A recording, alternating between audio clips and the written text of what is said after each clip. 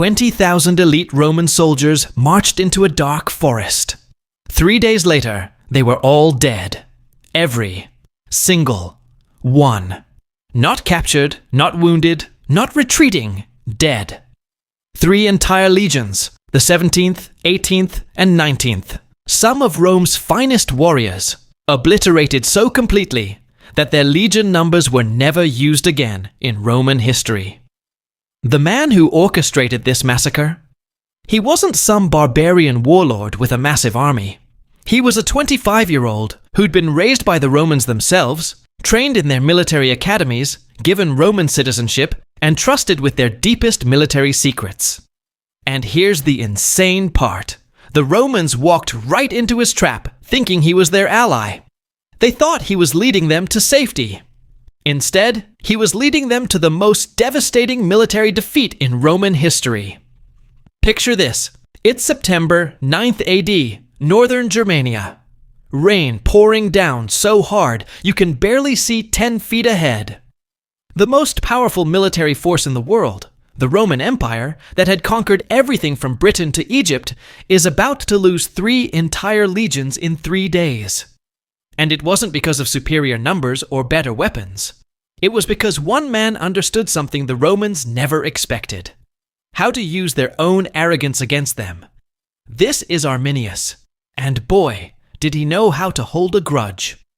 You see, Arminius had spent his entire childhood as a hostage in Rome, watching the empire that destroyed his people, studying their tactics, learning their weaknesses. Little did the Romans know, they weren't educating an ally, they were training their own destroyer. But how does a Germanic hostage child end up commanding Roman forces?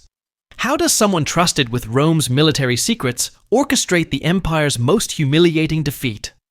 The truth behind this story is even crazier than the battle itself. Because Arminius didn't just defeat 3 legions, he played a psychological game so sophisticated that the Roman commander literally walked 20,000 men to their deaths, believing Arminius was saving them. Welcome to the insane true story of Arminius. Arminius was born around 18 BC, but here's the crucial part. He wasn't born Arminius. That was the name the Romans gave him. His real name was probably something like Armin or Hermann, son of Segemirus, a chieftain of the Germanic Cherushi tribe. Now, you have to understand what Germania was like in 18 BC. It wasn't a unified nation. It was hundreds of tribes constantly fighting each other, living in dark forests that Romans described as horrifying and cursed. The Romans had been trying to conquer these lands for decades, and they had a very specific strategy for dealing with tribal nobility: take their children. When Arminius was about 8 years old, something happened that would define his entire life. The Romans arrived at his father's stronghold with an offer that wasn't really an offer. Hand over your sons as insurance for good behavior, and we won't slaughter your entire tribe. His father, Segemirus, had to make an impossible choice: give up his sons or watch his people burn.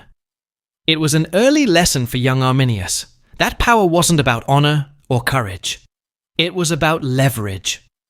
Decades later, Arminius would reflect on this moment and say it taught him that the Romans' greatest weapon wasn't their legions. It was their ability to make you betray your own blood. You see, the Romans called these children hostages, but they preferred the term guests. They'd take noble children from conquered territories, bring them to Rome, and give them the finest education money could buy. They'd teach them Latin, philosophy, military tactics, and most importantly, Roman values. The idea was simple but genius. Turn the next generation of tribal leaders into Romans. Make them love Rome more than their homeland. And for most hostage children, it worked. But Arminius was different. While his fellow Germanic hostages were seduced by Roman bathhouses and wine, Arminius was studying not just military tactics, but Roman psychology, their arrogance, their blind spots. During his teenage years in Rome, Arminius excelled at everything. Military training, top of his class. Strategic planning, exceptional. Latin rhetoric, flawless. The Romans were so impressed, they did something rare. They made him a Roman citizen and elevated him to equestrian rank, essentially making him nobility. Here's what's really interesting though. While other Germanic hostages tried to hide their origins, Arminius never did. He would openly speak about Germania in Roman social circles, but always in a way that made Romans feel superior. Yes, Germania is wild and primitive, he'd say, nothing like glorious Rome. The Romans loved it. Here was a barbarian who knew his place, who understood Roman superiority. They never realized he was telling them exactly what they wanted to hear. By age 20, Arminius was serving in the Roman military, and not just as a regular soldier. He was an auxiliary commander, leading Germanic troops for Rome in their campaigns in Pannonia and Illyricum. Think about that for a second. Rome was using him to lead his own people against other tribes, and Arminius was good at it. Really good. He understood Germanic fighting styles, knew how they thought, how they moved through forests, how they used terrain. Roman commanders started relying on him more and more. One Roman general, Publius Quinctilius Varus, became particularly fond of him. Varus would later write that Arminius was more Roman than most Romans. Those words would prove to be the most ironic in Roman history. In 7 AD, Arminius received orders that changed everything. He was being sent back to Germania as part of Governor Varus's staff. Now, Varus was exactly the kind of Roman administrator the empire loved. Aristocratic, arrogant, and absolutely convinced of Roman superiority. He'd previously governed Syria, where he'd crushed rebellions and made himself extraordinarily wealthy through taxation. The Emperor Augustus personally chose him to civilize Germania. But Varus saw an opportunity here. Germania wasn't Syria. These weren't civilized peoples with established tax systems. These were barbarians he could squeeze for everything they had. Arminius returned to a homeland he hadn't seen in over 15 years. But the Germania he found was different from the one he'd left. The Romans had been busy. They'd built forts along the Rhine, established tax collectors in tribal territories, and, worst of all, they'd started enforcing Roman law. You have to understand, Germanic tribes had their own legal systems based on honor and blood feuds. Now Roman judges were overruling tribal councils, Roman soldiers were executing Germanic criminals, and Roman tax collectors were taking food from people who barely had enough to survive winter. Using these new connections, Arminius began something that seemed impossible, uniting the Germanic tribes. Here's where Arminius's genius really shows. He didn't return as a Germanic freedom fighter. That would have gotten him crucified immediately. Instead, he returned as Varus's most trusted Germanic advisor, the perfect intermediary between Rome and the tribes. When Germanic chieftains complained about Roman abuses, Arminius would sympathize privately, but publicly he'd tell them to be patient, that he was working on a solution with Varus. When Varus asked about Germanic unrest, Arminius would assure him it was just minor grumbling from uncivilized peoples who didn't understand Roman benefits yet. He was playing both sides, but here's the crucial part. He was documenting everything. Every Roman patrol route, every supply line, every weakness in Roman armor when fighting in forests, every personality flaw in Roman commanders. But Arminius saw an opportunity here that nobody else recognized. Varus trusted him completely. The man would literally discuss military plans over dinner with Arminius, treating him like a fellow Roman noble. Other Germanic auxiliaries started noticing something. Arminius knew things before they happened. When Romans were planning to raid a village, somehow that village would be empty. When tax collectors were coming, chieftains would mysteriously have diplomatic business elsewhere. Arminius was building a network, but it was so subtle that Romans just thought Germanic tribes were getting luckier. Quick favor, if you're hooked on this story, hit subscribe and make sure to like for the algorithm. By summer of 9 AD, Arminius had spent 2 years preparing the impossible, a unified Germanic resistance. But here's what's absolutely insane. He did it all while serving as Varus's senior advisor. Every morning, he'd brief Varus on Germanic affairs. Every evening, he'd secretly meet with tribal leaders. The surface-level story is that Arminius was planning a rebellion. But here's the crucial part. He wasn't planning a battle. He was planning a psychological masterpiece. You see, Arminius realized something that modern military strategists still study today. The Romans' greatest strength, their disciplined formations, their heavy armor, their coordinated tactics, all depended on one thing: space to maneuver. Take that away, and legions became a liability. In September 9th AD, Varus had about 20,000 men stationed at their summer camp on the Weser River, 3 full legions plus auxiliaries. They were preparing to march back to winter quarters on the Rhine. It should have been a routine march through pacified territory. Then, Arminius brought Varus urgent news. There was a rebellion in the north, a small tribe refusing to pay taxes. Varus needed to crush it immediately to prevent it spreading. What Varus didn't realize was that this rebellion was completely fake. Arminius had orchestrated the entire thing. But here's what's brilliant. He didn't oversell it. He told Varus it was minor trouble that a single legion could handle, but better to be safe with 3. Varus made the decision that would doom 20,000 men. He'd take all 3 legions north to crush this rebellion. But instead of taking the safe, open route along established Roman roads, Arminius convinced him to take a shortcut through the Teutoburg forest. "I know these paths," Arminius assured him. "My own people use them. We'll surprise the rebels completely." Varus agreed. After all, why wouldn't he trust his Germanic advisor, who'd been nothing but loyal for 2 years? On September 8th, 3 Roman legions, the 17th, 13th, and 19th, marched into the Teutoburg forest. The column stretched for miles, 20,000 soldiers plus thousands of camp followers, supply wagons, and animals. In many ways, it was such an incredibly simple move. But it was the meticulous planning that made it possible.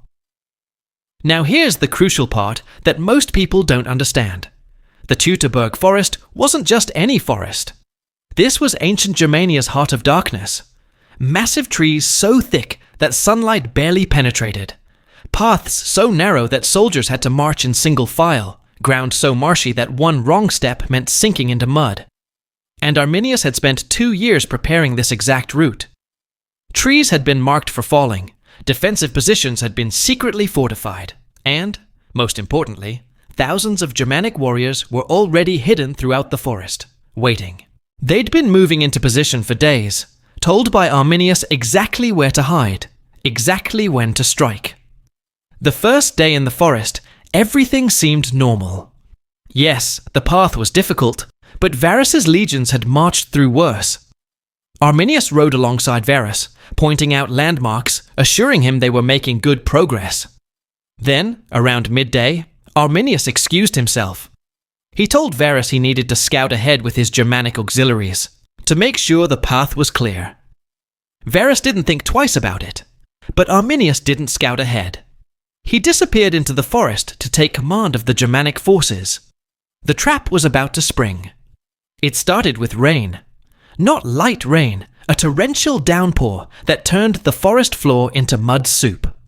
Roman soldiers, carrying 60 pounds of equipment each, began sinking with every step. The column, already stretched thin by the narrow paths, became even more dispersed. Then came the first attacks, not full assaults, but lightning raids. Germanic warriors would appear from the trees, throw spears, and vanish before Romans could form ranks. The Romans couldn't pursue into the dense forest, couldn't form their famous testudo formations in the narrow paths, couldn't use their cavalry in the marshy ground. But here's what made it worse. They still thought Arminius was on their side. Soldiers kept asking, "Where's Arminius? He knows these forests." By nightfall of the first day, Varus finally realized the truth. Arminius hadn't disappeared to scout. He'd betrayed them. The minor rebellion was a lie. They weren't marching to crush rebels. They were marching to their deaths. Varus ordered the legions to build a fortified camp, but building proper Roman fortifications in a swamp during torrential rain? Nearly impossible. That night, Germanic war cries echoed through the forest. The psychological warfare had begun. The Romans didn't sleep. How could they? They were trapped in a dark forest, surrounded by enemies they couldn't see, betrayed by someone they'd trusted completely. The second day was worse. Varus ordered a fighting retreat toward the Rhine, but the Germanic attacks intensified. Here's what the Romans didn't understand yet. This wasn't a battle, it was a hunt. The Germanic tribes knew every path, every stream, every hiding spot. They'd attack, retreat, attack again. Roman discipline began breaking down. Some units tried to maintain formation, others ran. The baggage train was abandoned. Camp followers, merchants, slaves, soldiers' families, were left behind. The forest floor became littered with Roman dead. Then, on the third day, September 11th, 9th AD, came the final massacre. The remaining Romans, maybe 10,000 still alive, reached a place called Calchries Hill. They thought they'd finally found open ground to make a stand. But Arminius had prepared this too. The Germans had built hidden ramparts, disguised with forest vegetation. As Romans emerged from the forest, thinking they'd escaped, they walked into a killing field. Germanic warriors attacked from 3 sides simultaneously. Roman officers tried to maintain order, screaming commands in Latin that nobody could hear over the battle noise. The Roman legions, the most disciplined military force in the world, dissolved into chaos. Some soldiers threw away their weapons and ran into the forest where Germanic hunting parties waited. Others tried to surrender, not understanding that Germanic tribes didn't take Roman prisoners. They fought to annihilation. Varus, watching his legions disintegrate, fell on his sword rather than be captured. His senior officers followed suit. By sunset on September 11th, it was over. 3 Roman legions had ceased to exist. For Arminius, the immediate aftermath was triumph beyond imagination. Germanic tribes who'd been skeptical of him now saw him as a divine warrior. He'd done the impossible, destroyed 3 Roman legions without losing more than 1,000 Germanic warriors. The Roman eagles, the sacred standards of the legions, were captured and distributed to Germanic temples as trophies. Roman heads were mounted on spears throughout the forest as warnings. The few Roman survivors who escaped brought word to the Rhine fortresses. Varus was dead, the legions were destroyed, and Arminius now controlled all of Germania east of the Rhine. When news reached Rome, Augustus Caesar, the most powerful man in the world, reportedly banged his head against the palace walls, crying, "Quintilius Varus, give me back my legions!" For months afterward, he would wake up screaming those words. The psychological impact on Rome was devastating. These weren't conscripts or auxiliaries. These were professional legions, Rome's finest. If they could be destroyed so completely, what did that mean for Roman invincibility? The Roman Senate declared a period of mourning. Recruitment offices across the empire reported that young men were cutting off their thumbs to avoid military service in Germania. Ultimately, though, the people who suffered most were the Germanic tribes themselves. Yes, Arminius had won a spectacular victory, but he'd also awakened Roman vengeance. In 14 AD, Germanicus Julius Caesar led 8 legions into Germania on a mission of pure revenge. They found the Teutoburg battlefield still littered with Roman bones and systematically destroyed every Cherushi settlement they could find. Women and children were sold into slavery. Warriors were crucified along Roman roads. What's clear is that this battle was a brutal reminder of how one man's intimate knowledge of a system can be used to destroy it from within. Arminius tried to maintain Germanic unity, but without the immediate Roman threat, old tribal rivalries re-emerged. Some tribes thought he'd become too powerful, too much like the Romans he'd defeated. In 21 AD, Arminius was assassinated by his own relatives, who feared he was becoming a king. Reports suggest that toward the end, Arminius had gone from the celebrated liberator of Germania to an isolated paranoid leader who trusted no one, perhaps the most Roman trait he'd ever displayed. Real quick, smash that like button if this shocked you. Helps a lot. But here's what's really interesting.